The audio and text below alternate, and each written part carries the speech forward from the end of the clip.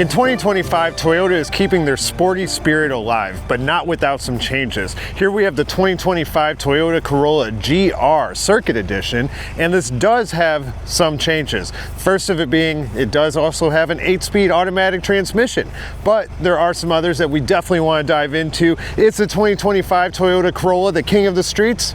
Let's find out.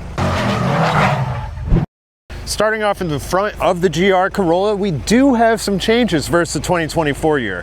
First off being that we do have some additional air vents on the grille, and other than that, that's about it. We do have those same ginormous daytime running lights as well as our LED headlamp, a nice large Toyota emblem in the center, and of course your like shiny black, not quite piano black, but grille, and you've also got a little bit of paint to match body lip as well down there at the bottom. So overall, I think that the front end does look way better than the 2024 year. If you want a good comparison, you can find the 2024 video on this channel. Coming around to the side though, we do have more functional venting, also nice 18-inch wheels.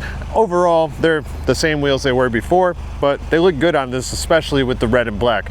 Coming around to the side, we've got a nice GR badge, some more venting, and some piano black side view mirrors with lane departure warning. No cameras, however, because you don't get 360 cameras on this.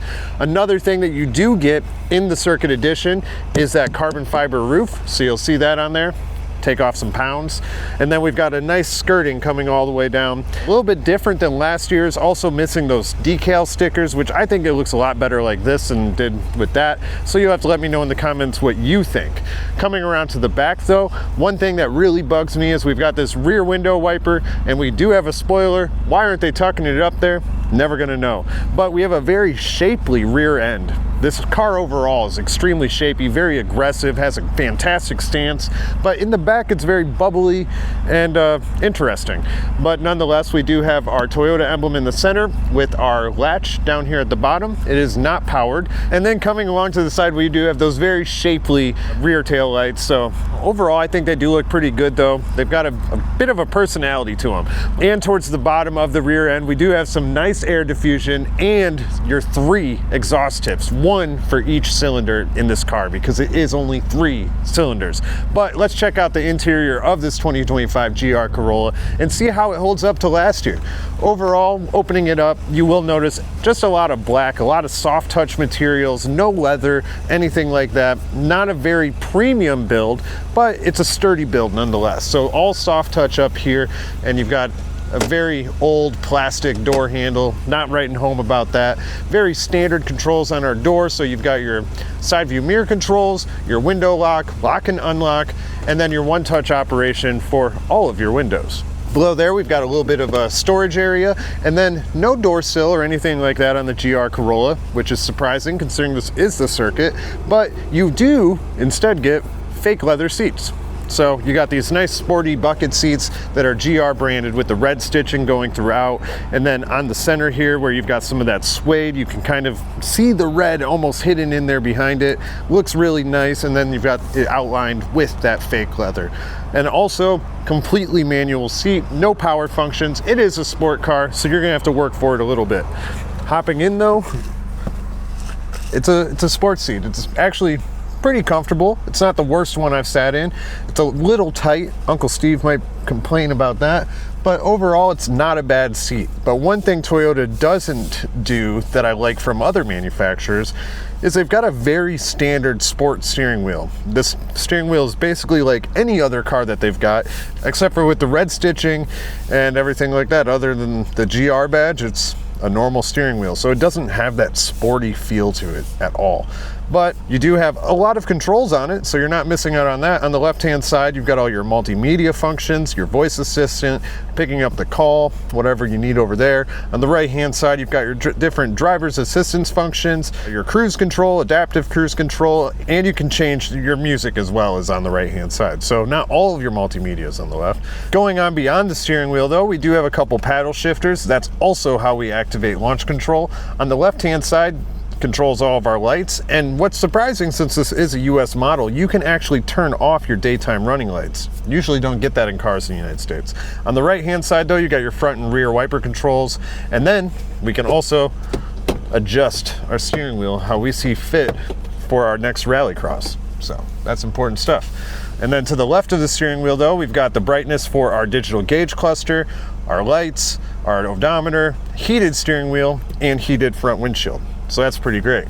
All right, moving on beyond the steering wheel, we do have a 12.3 digital gauge cluster, and there is tons of different information you can get on there, especially if you put the car into expert mode. So if you want to go into expert mode, you go into the sport drive mode and then turn off traction control, and that puts you in expert mode. But other than sport, we do have eco, normal, and custom as well. So if you don't like the sporty feeling, but you want the power, you can do that and set up your own profile. But to the right of the steering wheel, we do have our push to start button that is branded in GR, so that's kind of cool, looks neat. And then to the right even further, we've got a split infotainment center, which I personally love. So you've got your 8-inch infotainment screen up here on the top that does have wireless Android Auto and Apple CarPlay, and then we've got our hazard button, and then a completely physical control system for our heating and air. Very important. We've also got a physical knob for our volume. Moving below the infotainment center, we do have actually a wireless charging pad in here, so that's pretty nice to see as well. Recently we actually looked at the Civic hatchback and it did not have a wireless charging pad, so that's nice to see. Then both of your front passengers do have heated seats, also a nice thing to see, especially with these sports seats. Above your gear selector, you do have your different drive mode buttons, your traction control, and you can also put it into manual and use those paddle shifters if you want. And then you've also got the GR4 control system. This is what everybody loves about the GR. So then using this knob, you can go to track mode, normal mode, or gravel mode, and it puts in either a 50-50 split, 70-30, or 30-70 split. So if you're gonna be rallying, if you're gonna be on a track or anything like that, that's when you're gonna start to use that, or if you just wanna fool around a little bit, because it's fun. But beyond there, we do have some small cup holders, and then we've got this little pad to put like keys or something, or coins. You know, it's not very useful, but you can put stuff there. But you do get a single Type-C USB port and a 12-volt outlet. All right, bringing our attention back to the center and above the infotainment center, we do have a standard rear view mirror, so it's not auto dimming, no home link buttons, nothing like that.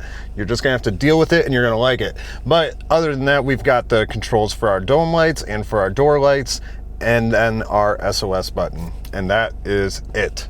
No bells and whistles, no fancy features. It's all about performance and enjoying that ride. But let's see if the back seat's at least anything to talk about. All right, coming into the rear of the Corolla GR, I have one big surprise for you. This is gonna shock you. You will not believe this. So the doors are very standard, just like the ones in the front, but they have a cup holder. So that's something that they have. But hopping in, actually, the rear seats are not comfortable. The front seats are much more comfortable. And of course, this is a hatchback, but yeah, I feel pretty high. I do have about an inch of headroom though. Very good knee room though, but it's a little tight back here for sure. But we're just getting to the important stuff. So we've got a pouch right here, got a pouch right here, no air vents or anything like that here. We've got another cup holder on the door over there. This is where it gets crazy, because if you pull this down, not only do you get somewhere to put your arm, you get 2 more cup holders. You get 4 cup holders in the back. All right, coming into the rear of the 2025 Toyota GR Corolla, we do have something that we did not have on the 2024 edition that we drove, and that's the stabilization bar. So you do lose out on quite a bit of space, but you increase your performance a good bit as well. Other than that, in the rear here, we do have a nice little piece to cover up whatever you're stashing back here. We've got some space for some roadside assistance stuff, our batteries back here, and that's about it. We also have the ability to put on a license plate if you so wish. Other than that, you got no power back here, no lights, nothing like that. It is a performance car, so let's get it on the street.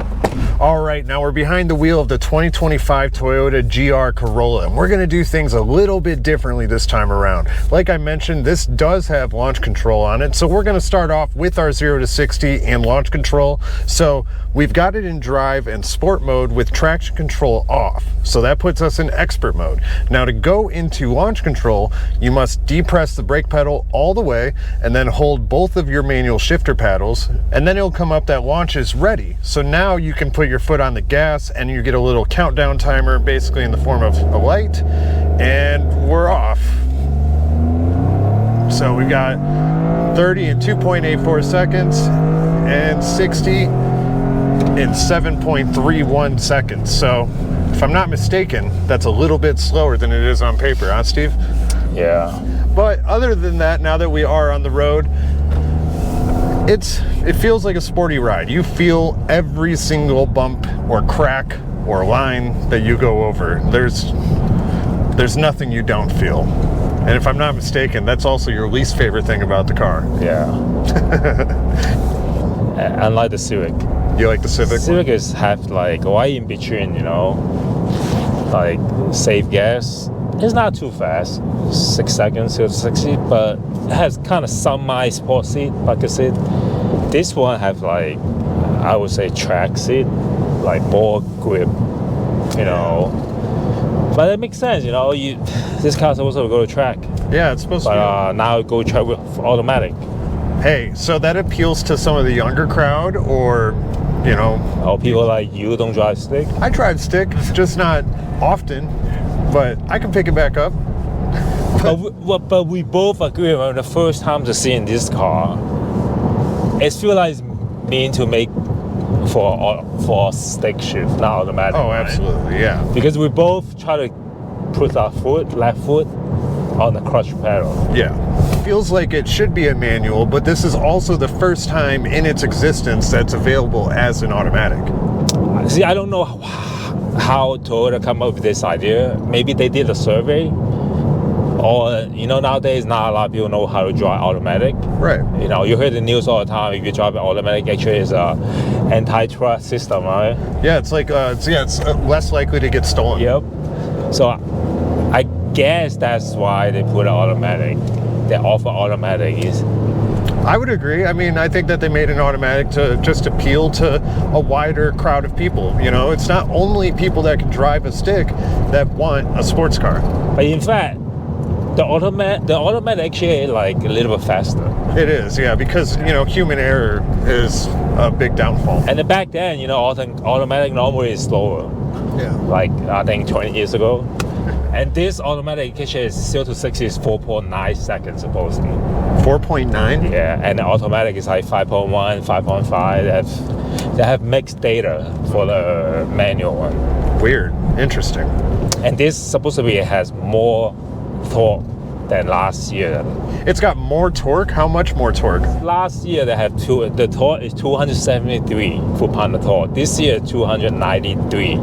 That's like 20 extra foot-pounds. That is, yeah. And maybe that's why it make it a little bit faster. I would say that people who bought it last year kind of got pissed off. Probably. You know, got extra like torque, you know, 20 foot-pound of torque, you know? Yeah. I would be. But also for the automatic, it's a little bit more expensive too. Yeah, and they wouldn't want the automatic more than likely if they bought it last year anyways. Yeah. They're trying to get the people that didn't buy one last year. So if they get somebody that is only going to buy an automatic, they're not going to care about a lot of things. Yeah, I agree though. Like, I don't even know they're going to take it to the track. They should. Can this be daily? I think this could be daily. For someone younger, you know, I think once you start hitting like 35 or so, this probably is not a good daily car anymore because it is pretty low. It's pretty tight fit. There's also not a lot of storage in here. And there's, you know, so it's lacking a lot of things. But one thing for sure is people who ever own a manual would kind of like laugh at the people who bought the automatic. That's what I experienced like in the car community for the past years. And also depreciation for the automatic for a special car like this or performance car normally go faster than the manual one. Right. Like the Type R they never have automatic. Yeah, and I imagine it's also going to be hard to get too because the GR Corolla is already very limited. Yeah. So it's going to be hard to get that automatic as well. To bring it back to the performance a little bit, you know, it's got okay acceleration. It's not the best, and sometimes it seems to like shift late, so you kind of are slipping too. Yeah, you felt that too, right? Yeah. So it doesn't feel perfect. So, you know, the acceleration's very hit or miss, I would say. The steering is great, though. Yeah. You point and it goes. So no complaints The there. brake is awesome. I test drove it. Unfortunately, I can't test drive it today. I have my knees are killing me. That's why I don't like this car. Let's talk about the engine. So this is same engine, 1.6 liter, 3-cylinder E93 with a turbocharged, 300 horsepower, 295 foot-pound of torque, and 0 to 60 is 4.9, like I mentioned it. It's an all-wheel drive with front LSD, the back and the rear as an LSD. How big of an upgrade do you think that is now that it's got both front and rear LSD standard? It's great. It's something that the people want. If you want like a tracker, they need the LSD to keep in control in the corner. Right. Other than that too, we did just recently review the Civic hatchback, and that one was priced pretty affordably. It's like what, 30 grand, huh? Yeah, much more affordable than this, because the Corolla GR starts at $40,000. And then the trim that we're driving today would be $46,000, but since it's an automatic, that adds on another $2,000. Crazy. So now you're at a $48,000 car. I just don't understand why company try to fill up the gap with that segment, Yeah. But on the other hand, it doesn't make sense. You pay more and then you got depreciation faster. Yeah, because ultimately nobody that really would want to collect the car wants it to be an automatic. Yeah, nobody. Just like all this exotic car, Ferrari, if you have a manual like stick shift, it's nowadays costs a lot more than automatic. Yeah.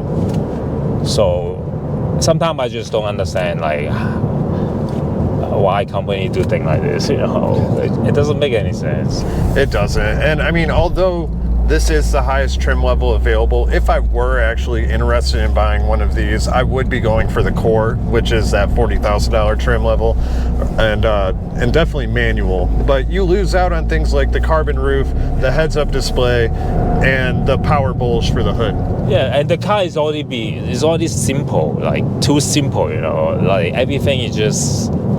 It's not there. It's stuff that you want. You can get it from 2025. Most cars, then it's not here.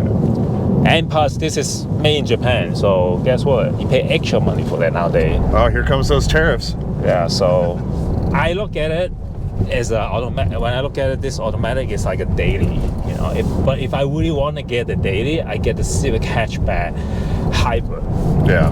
I do tend to agree with you. It's a fun little car to whip around town and stuff, but if you're talking about like buying it, I don't think it's really a consideration, unless especially not in the automatic configuration. Overall, I don't see the value on this car to being automatic first, and second, kind of have some relation between automatic and daily driving. Yeah, definitely. I do tend to agree with you, but I would say, hey, if you want to go check out a potential sports car, it's definitely worth at least checking out. It's fun. It's a fun little car, but I think there are better values out there for sure. But you should definitely let us know in the comments below. Is this something you would even consider buying? Is it too high of a price point, or is it just not enough for you? Let us know in the comments down below. Smash up the likes, subscribe to the channel, and we'll see you on the next video.